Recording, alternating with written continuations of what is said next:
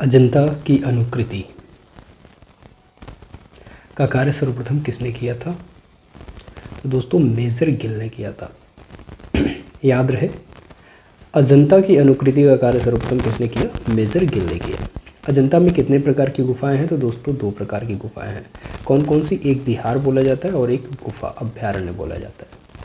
तो अजंता में 2 प्रकार की गुफाएं हैं, अजंता गुफा अभ्यारण्य और विहार। ठीक है। अजंता की गुफाएं बौद्ध धर्म से संबंधित है। बहुत ही इंपॉर्टेंट चीज़ है ये। अजंता की गुफाएं किससे संबंधित है? तो ओनली बौद्ध धर्म से। आगे देखिए, अजंता का श्रेष्ठ कार्य किस काल में हुआ है? तो गुप्त काल में। ठीक है। अच्छा, अजंता का श्रेष्ठ कार्य किस काल में हुआ है? गुप्त काल में। और यहाँ पर एक क्वेश्चन देखिए आप, अजंता के भित्ति चित्रों की रचना किस राजवंश के शासनकाल में हुई है? भित्ति चित्रों की रचना, तो आप वाकाटक लगाओगे। अजंता की भित्ति चित्रों की रचना किस राजवंश के शासनकाल में हुई है? तो वाकाटक लगाओगे, वाकाटक। ठीक। और अगर पूछेगा कि श्रेष्ठ कार्य किस काल में हुआ है, तो आप बोलोगे गुप्त काल में। आई होप चीज़ें क्लियर होंगी। आगे देखिए, गुप्त राजवंश के उत्थान काल में अजंता की गुफा में फ्रेस्को चित्र, जिसे भित्ति चित्र के नाम से जानते हैं, को चित्रित किया गया। गुप्त राजवंश के उत्थान काल में अजंता की गुफा में फ्रेस्को चित्र को चित्रित किया गया। भारतीय चित्रकला का गुप्त काल से विशेष संबंध है। गुप्तकालीन चित्रकला का उदाहरण अजंता एवं बाघ की गुफाओं से मिलता है। किस राजवंश के उत्थान काल में अजंता की गुफा में फ्रेस्को चित्र को चित्रित किया गया? किस राजवंश के उत्थान काल में अजंता की गुफा में फ्रेस्को चित्र को चित्रित किया गया? गुप्त। अजंता में परिप्रेक्ष्य का किस रूप में प्रयोग हुआ है? तो काल्पनिक। अजंता में परिप्रेक्ष्य का काल्पनिक रूप में प्रयोग हुआ है।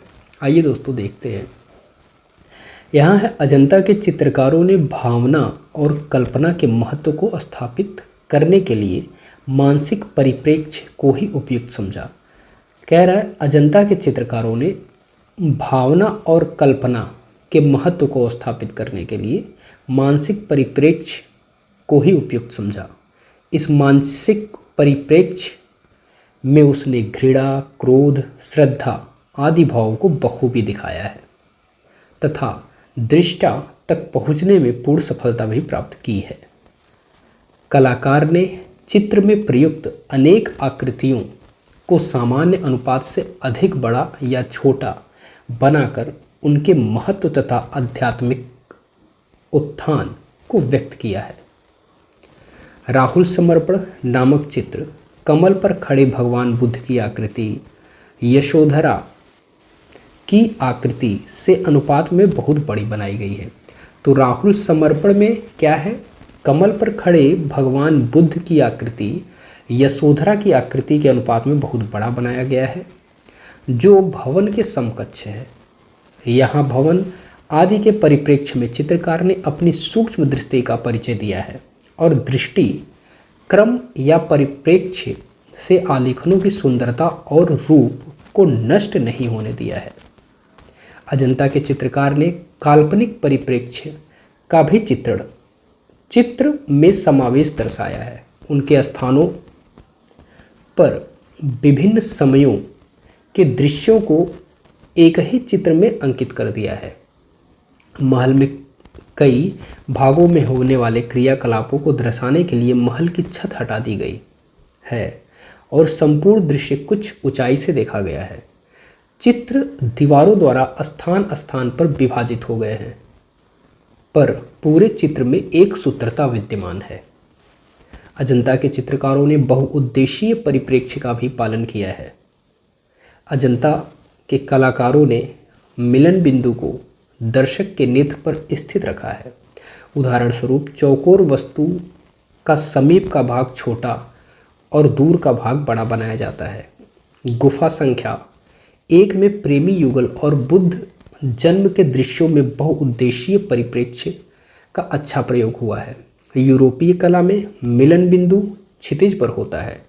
उनका प्रमुख गुण है अजंता के चित्रों में यूनानी परिप्रेक्ष्य का भी प्रयोग हुआ है, जैसे 10वीं गुफा के भातमंत जातक के जंगली दृश्य का पूजा गृह के मेहरबानों में। ठीक है दोस्तों, अजंता के समकालीन चित्र कहाँ मिलते हैं? तो बाघ में। अजंता के समकालीन चित्र बाघ गुफा में मिलते हैं। स्मिथ महोदय ने बाघ गुफाओं की चित्रकारी का समय 626 से 628 ईस्वी माना है। बाघ गुफाओं को अजंता की पहली एवं दूसरी गुफा की चित्रकारी का समकालीन बताया है।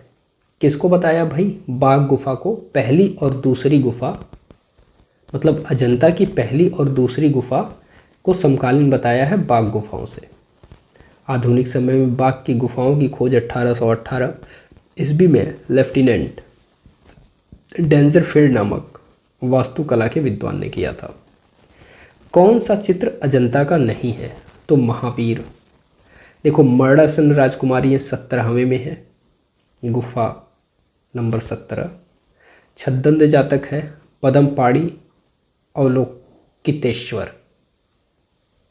महावीर का चित्र अजंता का चित्र नहीं है। अजंता के चित्रों में मूल विषय बौद्ध धर्म है जो बुद्ध से संबंधित है, जबकि महावीर जैन धर्म के तीर्थंकर हैं।